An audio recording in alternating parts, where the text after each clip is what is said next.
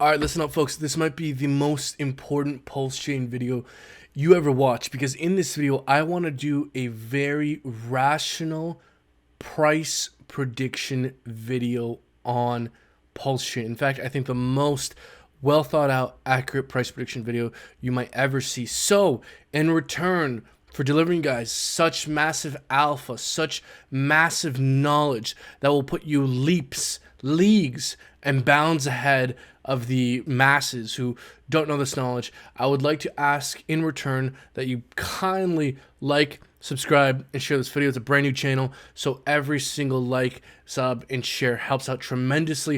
And in return, I will now share with you guys, without further ado, a massive, massive piece of alpha, my official price prediction thoughts on pulse chain.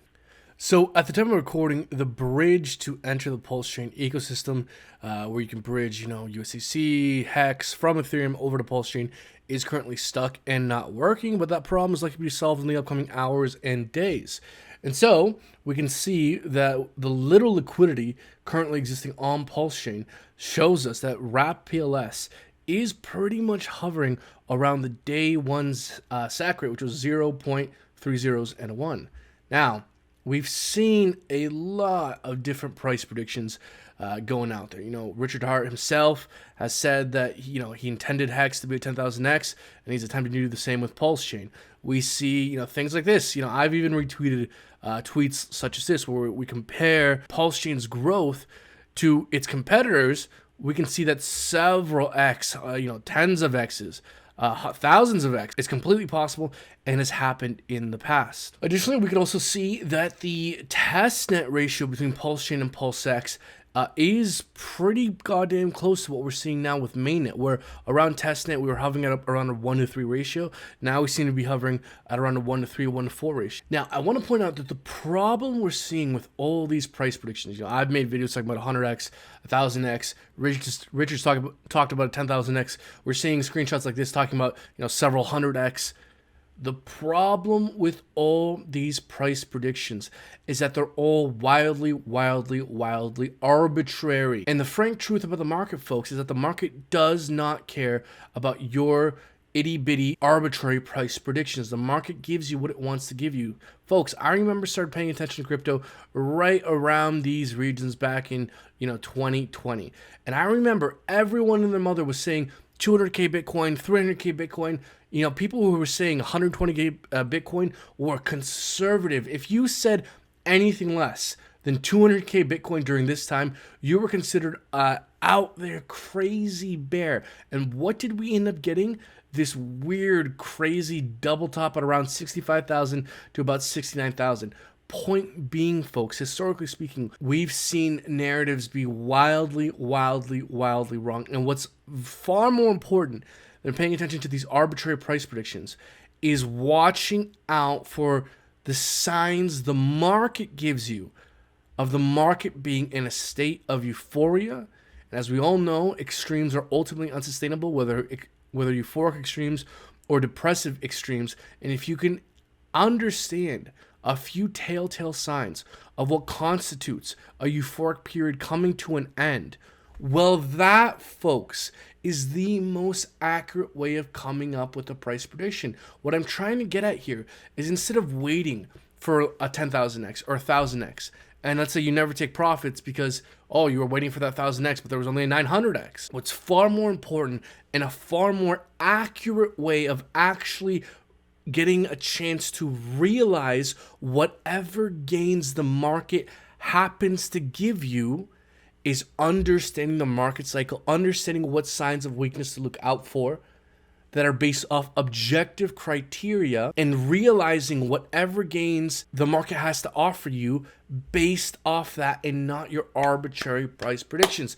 Because, folks, I was waiting for that 200, 300k Bitcoin back in the previous bull market, and it never came, and I got stung. Because instead of following the market and looking out for the signs of when the bull market's coming to an end, I stuck to a narrative, and because of that, I missed out wildly. I would have been far more profitable if I would have listened to my own goddamn advice back in the day and looked out for these telltale signs. So that's what I'm trying to do for you guys in this video. I'm going to describe to you guys what telltale signs we have to look out for come next cycle to understand when the market is telling you we've reached a cycle peak, not when some YouTuber, some Twitter person has told you we've reached a market peak. So to begin here, we first need to understand the market cycle. Folks, we're looking at Bitcoin, and if you're a pulsechain, PulseX Hex investor, this is the most important chart you'll ever look at. Why? Because Bitcoin, historically speaking, has been the largest driving factor of the extremes in this market, and that includes the altcoin market.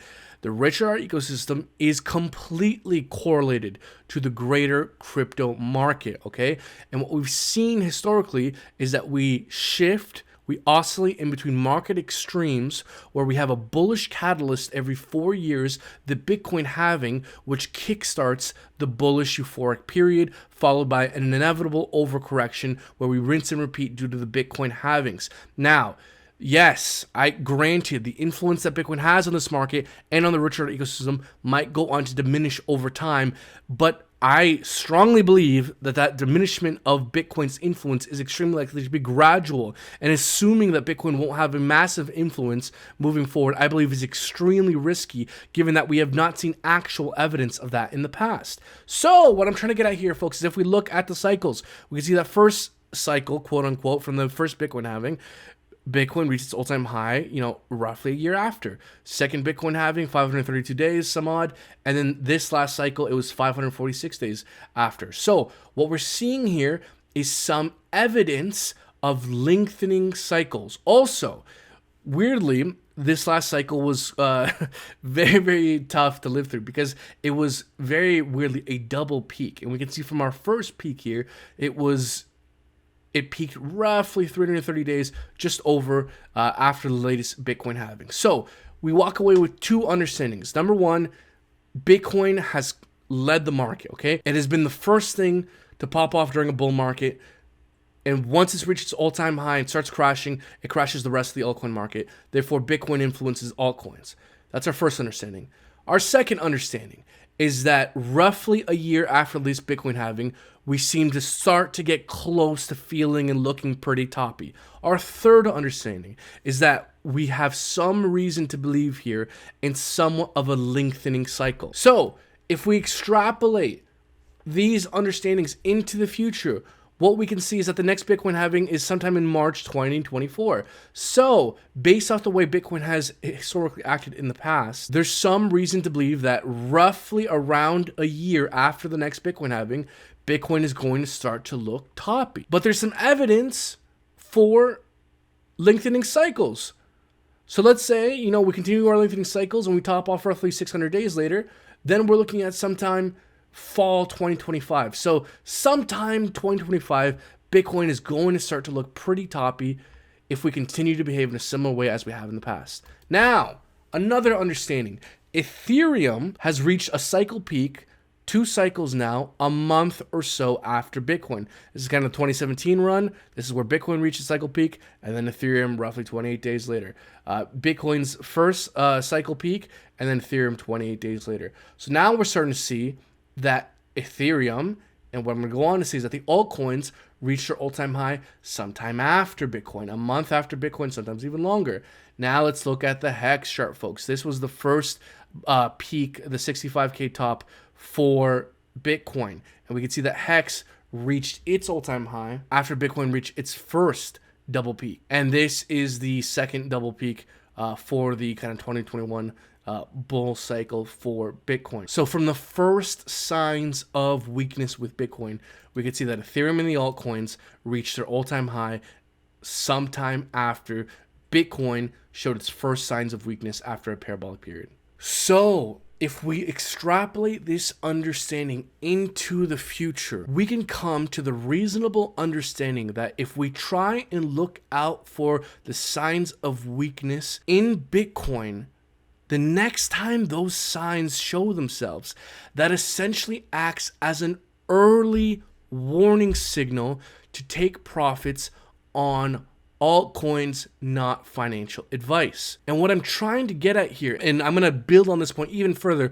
so stick around, is that instead of waiting for these arbitrary price predictions that may or may not be hit, the market has shown you signs of when the bull market is coming close to an end. Repeatable signs that we can look out for in the future. And if we see those signs again in the future, then taking profits based off those signs is a far more accurate way of realizing whatever the market happens to give you, rather than waiting for an arbitrary target that may or may not be hit. Let's ask ourselves, what are some of those signs we can look out for to understand when Bitcoin has ended its bull market, when it's lost its parabolic shape, and at what point does it become far, far, far, far more risky to continue to be a bull in the market? Well, folks, as I've mentioned in plenty of previous videos, the 50-day SMA has done an uncannily good job of tracking Bitcoin's parabolic structure, not just one cycle, but 2 cycles in a row. So we're looking at 2021 here, and what we're essentially seeing is we found a support level that holds as support throughout the majority of the length of the parabola, where we come down, test it, and we hold it as support at least once during the bull run. And once we come back down again and test it and it fails, that marks the end. We never sustainably put in new all-time highs after this point. So as we can see, we had the bull run, come back down, test it, hold it, support. Bull run, come back down, test it, hold it, support. Bull run, come back down, test it. It failed, and we never sustainably made new all-time highs again. It was the beginning of the bear market. This marked the beginning of the bear market. Go back to 2017 as well. We pump, we dump, hold the support. We pump, we dump, we hold the support. We pump, we dump. It fails. Bear market, beginning of bear market, 2 cycles in a row. Now, come next cycle, it may not be the 50-day SMA. It might be the 55-day SMA. It might be an EMA. It might be a ribbon. It might be a cloud. It doesn't matter. The point is you find a support level that holds that support throughout the length of the bull cycle, that gets tested at least once, holds, thus solidifying that support level as relevant. And then once we continue the parabola, come back down to retest it, and it fails. That's the end, folks. You get out. Bye-bye. Not financial advice. That's what I'm doing.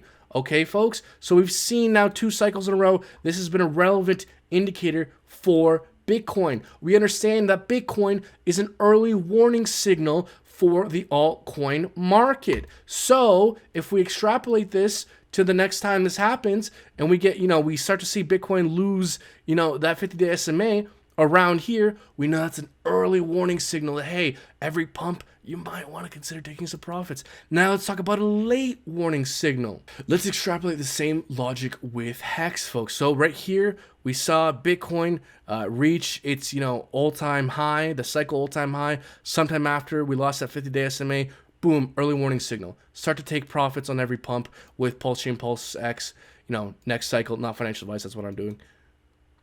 But what about a late warning signal? Well, folks, we can apply that same logic to Hex here, where the 50-day SMA on Hex also did an extremely good job of calling the top. We're beginning the bull market, come back down, test it, hold the support. Bull market, come back down, test it, hold the support. Bull market, come back down, test it. It fails, and we never sustainably put in new all-time highs again. It was the beginning of the bear market. Once we tested the region, held it as support, solidifying this moving average as relevant, pump, dump, test it, it fails, daily candles opening, closing below it, bear market. So what we're seeing here is that we've identified with Bitcoin an early warning signal. Understand that Bitcoin typically tops off a month or more before the rest of the altcoin market. Now we've identified a late warning signal with our favorite altcoin. So, folks, I'm betting that we could probably apply all this logic to pulsechain come 2025.